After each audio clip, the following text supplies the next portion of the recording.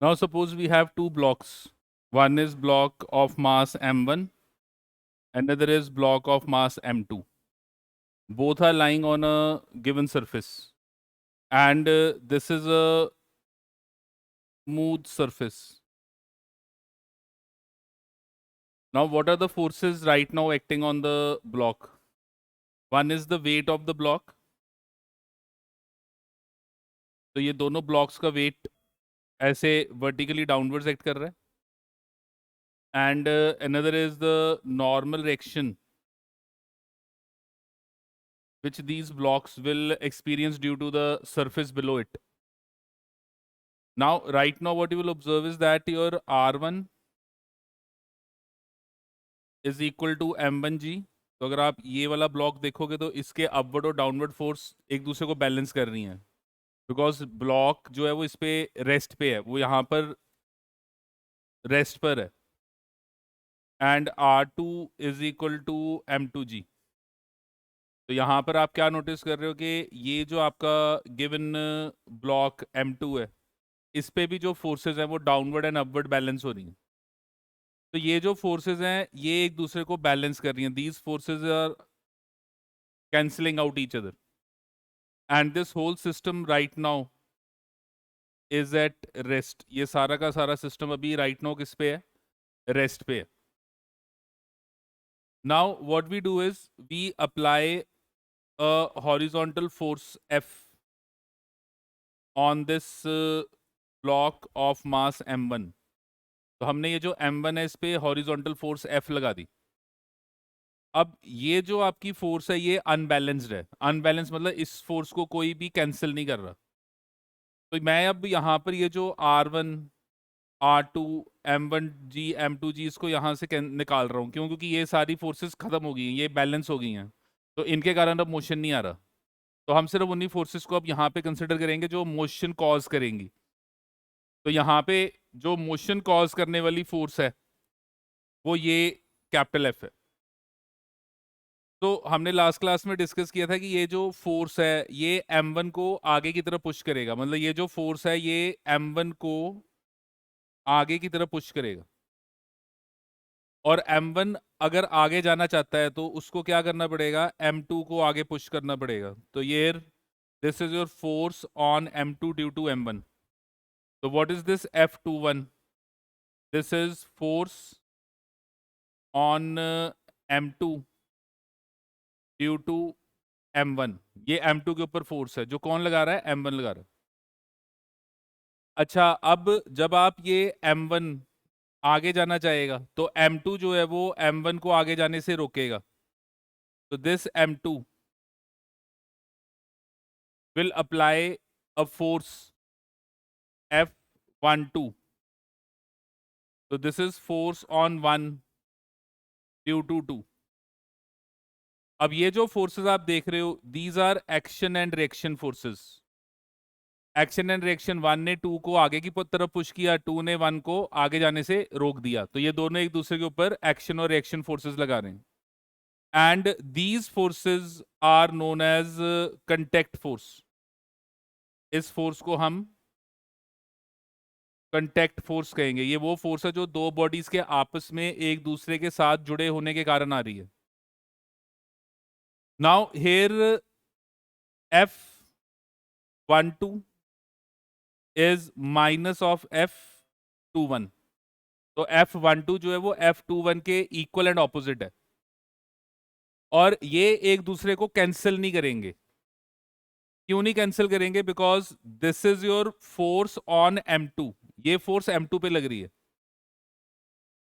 And this is your force on M1. तो ये दूसरी फोर्स M1 पे लग रही है. अगर एक बॉडी हो और उस एक बॉडी पे ऐसे फोर्सेस लग रही होती, एक ही बॉडी पे दो फोर्सेस लग रही होती इक्वल एंड ऑपोजिट, तो उसका नेट आंसर क्या आना था? 0. पर अब ऐसे नहीं हो रहा. अब आप क्या नोटिस कर रहे हो? आप नोटिस कर रहे हो कि यहां पर जो आपका गिवन ब्लॉक M1 है उस पे F12 फोर्स लग रही है और जो आपका ब्लॉक M2 है उसके ऊपर F21 फोर्स लग रही है। तो ये दोनों फोर्सेस नो डाउट इक्वल हैं, ऑपोजिट हैं, पर ये अलग अलग बॉडीज पे एक्ट कर रही हैं, and since they are acting on different bodies they will never cancel each other. अब ये जो गिवन केस आप देख रहे हो, इस गिवन केस में अगर M1 आगे जाएगा तो वो तभी आगे जाएगा अगर M2 भी उसके साथ आगे जाएगा। तो what we will observe is that M1 and M2 will move as one unit. ये एक यूनिट बन के आगे जाएंगे। एक यूनिट क्यों? क्योंकि M1 को आपने धक्का मारा कि M1 आगे जाए, तो M1 आगे तभी जाएगा अगर M2 भी आगे जाएगा। अगर M2 आगे नहीं गया तो M1 will remain at rest and both will move together, and when both will move together they will move as a one body. ये एक बॉडी की तरह मूव करेंगे। And if I take this whole M1 plus M2 as a system, अगर ये M1 plus M2 इस पूरे को अगर मैं एक सिस्टम मान के चलूं, तो on M1 plus M2 capital F is net force. Capital F net force है। क्यों? क्योंकि ये जो आपको नजर आ रही है फोर्स, ये M1 M2 के अंदर है, और अगर आप M1 M2 को बॉडी मान लो, एक कंबाइंड सिस्टम मान लो, तो फिर ये इंटरनल फोर्स होगी। तो if I take M1 and M2 together then F12 and F21 are internal forces, क्योंकि ये उस सिस्टम के अंदर फोर्स लग रही है। जो सिस्टम के अंदर फोर्स लग रही होती है वो कभी भी सिस्टम में मोशन नहीं लाएगी। सिस्टम में मोशन हमेशा कौन सी फोर्स लाएगी? External force. तो if I take M1 plus M2, तो मैंने M1 प्लस M2 सिस्टम एक साथ लिया, तो M1 प्लस M2 सिस्टम जो है, इस पूरे सिस्टम पे जो बाहर से फोर्स लग रही है वो कितनी लग रही है? F। And if F is the net force, then according to Newton's law net force will be equal to mass into acceleration। तो न्यूटन का सेकंड लॉ क्या कहता है? न्यूटन का सेकंड लॉ कहता है कि net force is equal to mass into acceleration. तो बॉडी पे ये फोर्स लग रही है नेट, और ये जो नेट फोर्स लग रही है ये किसके इक्वल आएगी? मास into acceleration. So what you will observe is that this whole system will move forward with the acceleration of a। तो हम नोटिस करेंगे कि ये सारा सिस्टम आगे मूव करेगा विद एक्सेलरेशन ऑफ a, और उस एक्सेलरेशन की वैल्यू कितनी होगी? F over m1 plus m2। So this is the acceleration, this is the acceleration of blocks m1 and M2। तो आप क्या नोटिस करोगे कि M1 और M2 दोनों आगे जाएंगे, और कितनी एक्सेलरेशन से आगे जाएंगे? दोनों दोनों आगे जाएंगे with an acceleration of F over M1 plus M2। दोनों इस एक्सेलरेशन से आगे जाएंगे। अच्छा, अब जब दोनों इस एक्सेलरेशन से आगे जा रहे हैं, तो if I consider only block M2, अब मैंने सिर्फ M2 को उठाया, तो आप अब यहां पे नोटिस करो, आप सिर्फ M2 को उठा रहे हो, तो M2 पे कौन कौन सी फोर्सेस लग रही हैं?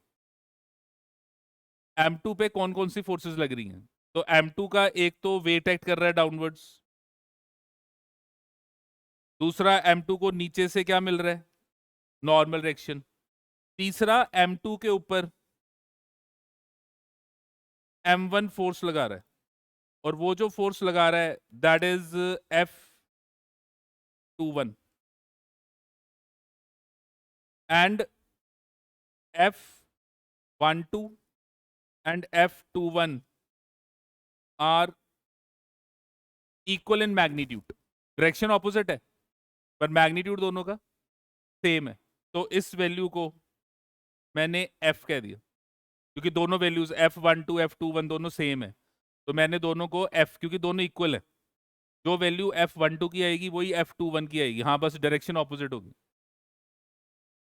अब यहाँ पे ये बात अंडरस्टैंड करनी है कि M2 जो है उसके ऊपर F फोर्स नहीं लग रही। आपने M2 पे कैपिटल F नहीं लगाया, आपने कैपिटल F फोर्स तो M1 पे लगाया। आपने M1 के ऊपर कैपिटल F फोर्स लगाई है, M2 के ऊपर नहीं लगाई, क्योंकि M2 तो दूसरी बॉडी थी। दूसरी बॉडी पे फोर्स कैपिटल F नहीं लग रही, दूसरी बॉडी पे फोर्स M1 लगा रहा है, और वो जो फोर्स M1 लगा रहा है वो फोर्स ये स्मॉल f है। तो आपको अब आगे ऐसे क्वेश्चन आएंगे कि मैंने M1 के ऊपर 50 न्यूटन फोर्स लगाई है, बताओ M2 पे कितनी फोर्स लग रही है। तो M2 पे कितनी फोर्स लग रही है अगर मैंने वो देखना है, तो M2 के ऊपर जो फोर्स लग रही है वो आप ये देखोगे कि what are the forces directly acting on M2। इस M2 के ऊपर डायरेक्टली कौन कौन सी फोर्सेस लग रही हैं, और डायरेक्टली कौन कौन सी फोर्सेस लग रही है, ग्रेविटी, वेट, एक नॉर्मल रिएक्शन, और एक M1 जो M2 पे क्या कर रहा है, फोर्स लगा रहा है। अच्छा, अब हमने क्या नोटिस किया था, हमने नोटिस किया था कि ये जो R और M2G है ये तो बैलेंस हो रहे हैं, ये तो हम पहले ही डिस्कस कर चुके हैं कि ये बॉडी ऑन द सरफेस लाई कर रही है, ये ना तो नीचे को जा रही है ना ऊपर जा रही है, तो ये दोनों जो आपकी फोर्सेस हैं ये बैलेंस हो गई। बैलेंस का मतलब कि ये इन्होंने एक दूसरे को कैंसिल कर दिया, तो बॉडी पे नेट फोर्स कौन सी लग रही है फिर, तो बॉडी पे जो नेट फोर्स लग रही है वो सिर्फ ये स्मॉल f लग रही। तो net force on the body is only this small f, सिर्फ ये स्मॉल f है, क्योंकि इसके अलावा और कोई फोर्स ही नहीं है जो बॉडी पे लग रही है। और हमने क्या नोटिस किया था कि ये जो सारा सिस्टम है ये आगे जा रहा है, तो आपकी ये जो बॉडी है M2 ये आगे जा रही है, कितने एक्सेलरेशन से आगे जा रही है, विद एक्सेलरेशन a। तो आपने ये जो गिवन फिगर बनाई है ये वाली, ये फिगर क्या है, this is the free body diagram of M2। या आपने M2 मास को उठाया और सिर्फ M2 मास के ऊपर कौन कौन सी फोर्सेस लग रही हैं उनको देखा, और न्यूटन लॉ लगाया। और न्यूटन लॉ क्या कहता है कि net force is equal to mass into acceleration. तो नेट फोर्स M2 पे ये लग रही है, और ये जो नेट फोर्स है this is equal to mass into acceleration, and from here your given force will be equal to M2, और ये A की वैल्यू पुट कर दो। तो जब आप A की वैल्यू पुट करोगे तो this is F over M1 plus M2। तो this is the contact force,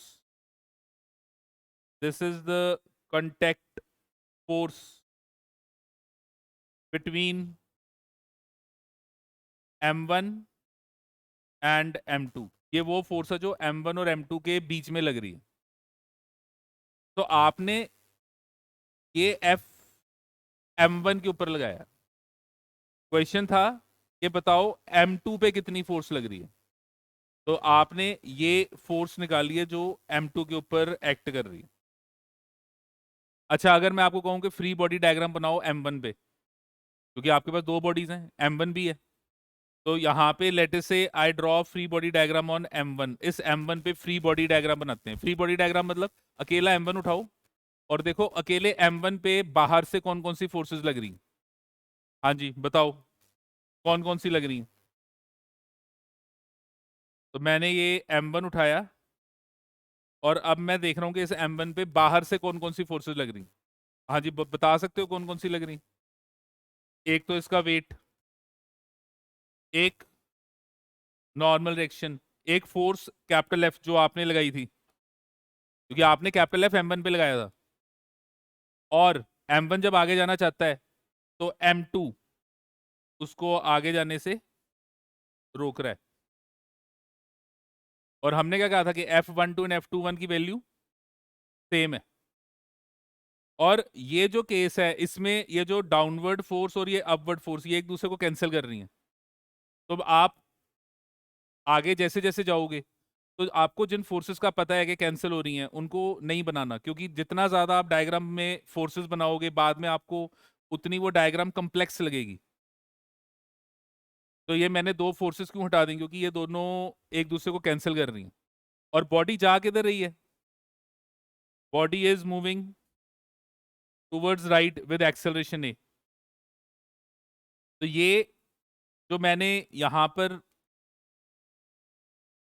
ये ड्रॉ किया है, ये क्या है? This is the free body diagram of M1। ये M1 का फ्री बॉडी डायग्राम है कि अकेले M1 पे कौन कौन सी फोर्सेस लग रही हैं। तो अकेले M1 पे जो फोर्सेस लग रही हैं वो कौन सी हैं? एक कैपिटल एफ जो आपने लगाया, एक स्मॉल एफ जो M2 लगा रहा है, और ये जो M1 है वो जा किधर को रहा है? Right side. कितनी एक्सेलरेशन से? A। तो अब यहां पे नेट फोर्स कितनी बनी? तो net force according to Newton's law it is mass into acceleration, और it is the sum of total forces. अच्छा अब ध्यान से देखो टोटल फोर्सेस। तो टोटल फोर्सेस है कौन कौन सी? एक कैपिटल एफ और एक स्मॉल एफ। अच्छा नेट फोर्स किधर को लिया आपने? नेट फोर्स की डायरेक्शन मास इनटू एक्सेलरेशन, जिधर एक्सेलरेशन होता है वो नेट फोर्स की डायरेक्शन है। तो एक्सेलरेशन किधर को ले रहे हो आप? Right side. तो राइट साइड वाला वेक्टर पॉजिटिव, लेफ्ट साइड वाला vector negative, and net force is total forces का सम। तो टोटल फोर्स यहाँ पे कौन कौन सी है?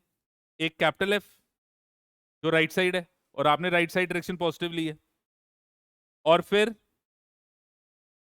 आपने फोर्सेस को ऐड करना है, पर दूसरी फोर्स एफ ऑपोजिट डायरेक्शन में है। तो क्योंकि ऑपोजिट डायरेक्शन में इसलिए क्या आ गया? Minus F. एंड अगर मैं अब ये एफ को कैलकुलेट करना चाहता हूं तो this F will be capital F minus M1A। And जो आपका गिवन ए है उसकी वैल्यू यहां पे पुट कर दो। अगर आप ए की वैल्यू यहां पे पुट करोगे तो F minus M1 into F over M1 plus M2। So what you get is that you are given F, LCM ले लो। तो जब आप एलसीएम लोगे तो ये आ गया M1F minus M1F plus M2F minus M1F over M1 plus M2।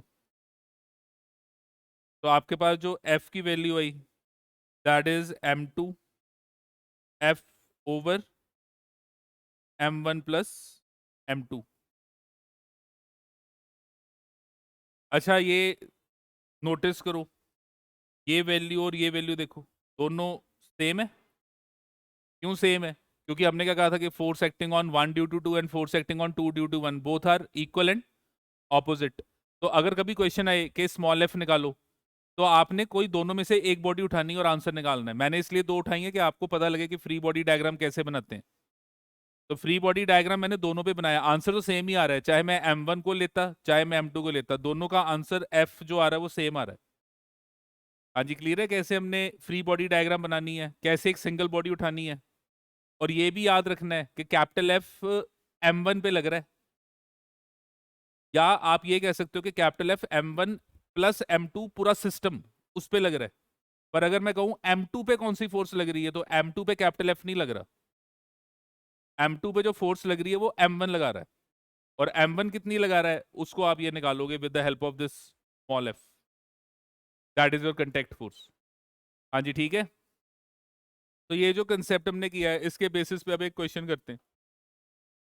Question is that three blocks of mass 1 kg, 4 kg and 2 kg are placed on a smooth horizontal plane as shown in the figure। तो हमारे पास एक block है of mass 1 kg, दूसरा block है of mass 4 kg, तीसरा block है of mass 2 kg। और ये जो गिवन सिस्टम है इस के ऊपर मैं राइट साइड 1 kg ब्लॉक जो है 1 kg उस पर कितनी फोर्स लगा रहा हूं? 120 न्यूटन। एंड यहां से मैं ये जो 2 kg ब्लॉक है 2 kg ब्लॉक उस पर कितनी फोर्स लगा रहा हूं? 50 न्यूटन। तो ये मेरी गिवन डायग्राम है जो मुझे क्वेश्चन में दी हुई है। अच्छा, अब अगर आप ध्यान से नोटिस करो तो ये सारा सिस्टम आपस में कनेक्टेड है। तो ये सारा सिस्टम या तो राइट साइड जाएगा या ये सारा सिस्टम लेफ्ट साइड जाएगा या यहीं का यहीं रहेगा। तो बताओ कहाँ जाएगा? लेफ्ट जाएगा, राइट जाएगा, कहाँ जाएगा? राइट जाएगा। क्यों? क्योंकि राइट साइड वाली फोर्स ज्यादा है, लेफ्ट साइड वाली फोर्स कम है। तो this whole system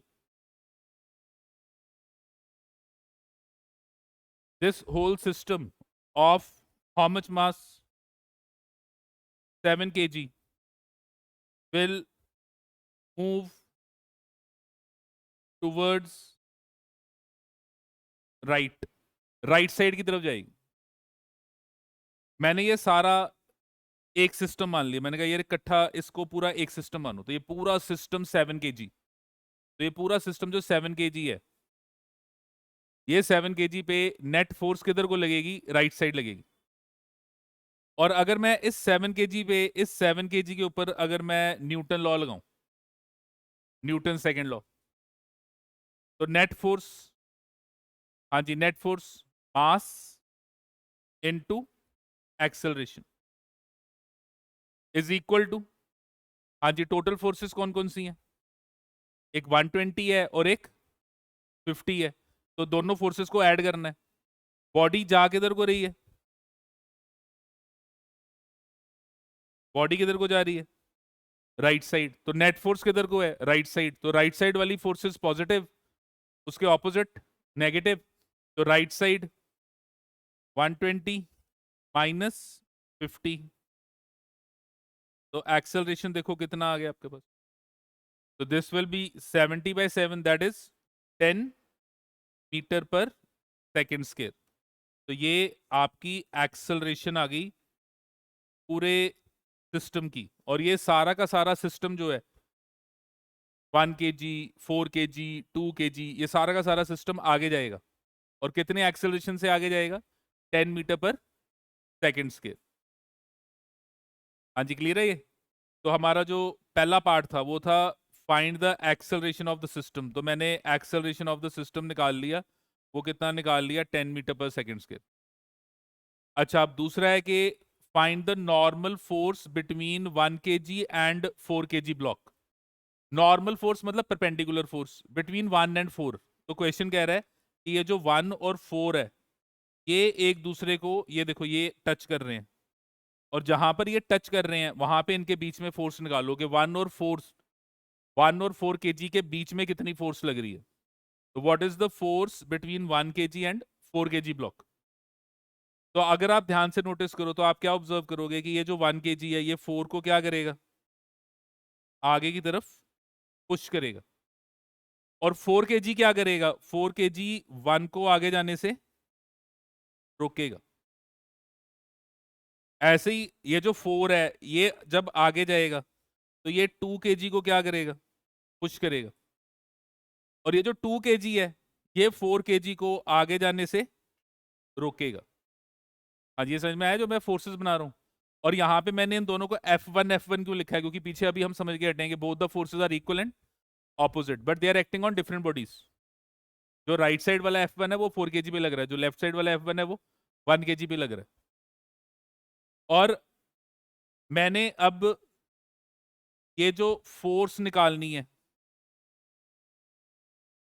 between 1 and 4 kg, ये 1 और 4 kg के बीच में जो फोर्स निकालनी है, ये F1 है।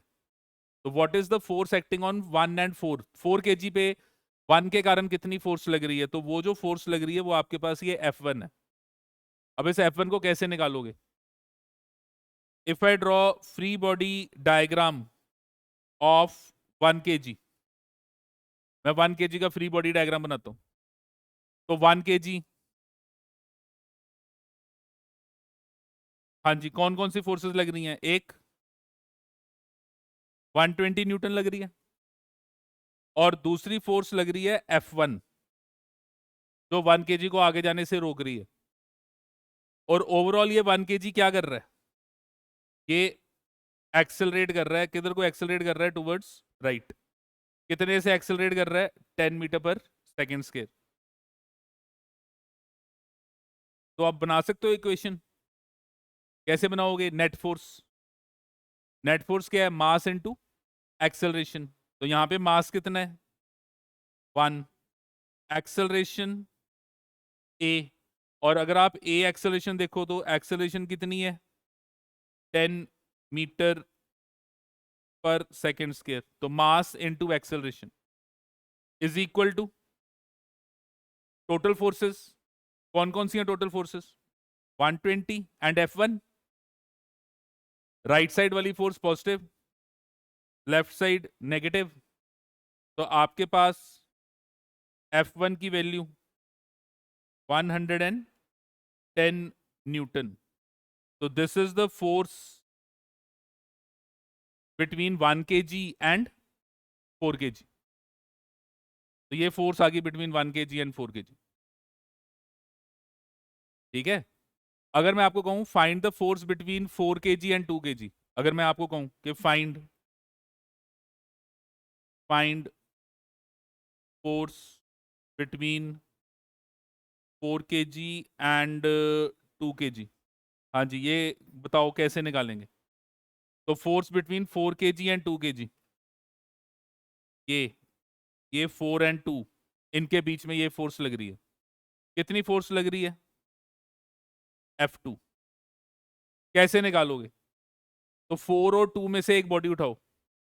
लेट से मैंने free body diagram of 2 kg, मैंने 2 kg को उठा लिया। तो अगर मैं 2 kg को उठाता हूं, 2 kg पे फोर्सेस कौन कौन सी लग रही हैं? हाँ जी, बताओ कौन कौन सी लग रही हैं? एक F2 लग रहा है। अच्छा, 2 kg पे एक ये 50 लग रहा है। और 2 kg जा किधर को रहा है? Right side. कितनी एक्सेलरेशन से? 10 मीटर पर सेकेंड स्क्वायर। ये मेरी फ्री बॉडी डायग्राम बन गई। ये मेरी वो सारी फोर्सेस बन गई जो इस 2 kg पे लग रही हैं। तो अब मैं यहाँ पे क्या करूंगा? न्यूटन सेकेंड लॉ क्या कहता है? Net force is mass into acceleration, and वैसे net force is sum of total forces. तो net force mass into acceleration, और एक्सेलरेशन राइट साइड है, नेट फोर्स राइट साइड है, तो राइट साइड F2 माइनस 50। तो what is F2 equal to? F2 is 70 newton. तो ये जो F2 है, ये जो गिवन कंटेक्ट फोर्स आ रही है वो कितनी आ रही है? 70 न्यूटन। तो इस तरीके से आप गिवन क्वेश्चन को सॉल्व करोगे। एक है टोटल सिस्टम और एक है पूरे सिस्टम में से एक छोटी सी बॉडी उठा लो। जैसे ये सिस्टम 3 बॉडीज का बना हुआ है, तो 3 बॉडीज में से एक बॉडी उठाई और फिर उसके ऊपर बाहर से जो भी फोर्सेस लग रही हैं वो देखी, और आपके जो भी रिक्वायर्ड क्वेश्चन था उसके अकॉर्डिंगली आंसर निकाला। हाँ जी, देखो F1 F2 समझ में आया कैसे निकाला है मैंने? क्लियर है ये? Then next is net force on 2 kg block. तो 2 kg ब्लॉक पे नेट फोर्स, तो नेट फोर्स का क्या मतलब है? Mass into acceleration. तो ऑन 2 kg ब्लॉक, तो on 2 kg block your net force is mass of the block into its acceleration. Acceleration कितनी है? 10। तो this will be how much? 20 newton. तो ये आपका रिक्वायर्ड आंसर आ गया। This is the net force on 2 kg block. तो ये आपका जो 2 kg ब्लॉक है उस पे नेट फोर्स। नेट फोर्स का सिंपल मतलब है मास of the body into its acceleration, या नेट फोर्स का मतलब है जितनी फोर्सेस लग रही हैं उन सबका रिजल्टेंट, सारी फोर्सेस का रिजल्टेंट, या मास into acceleration is what is net force. तो एक्सेलरेशन तो पता ही है, तो 2 kg की एक्सेलरेशन पता है, मास इनटू एक्सेलरेशन उसकी नेट फोर्स होगी।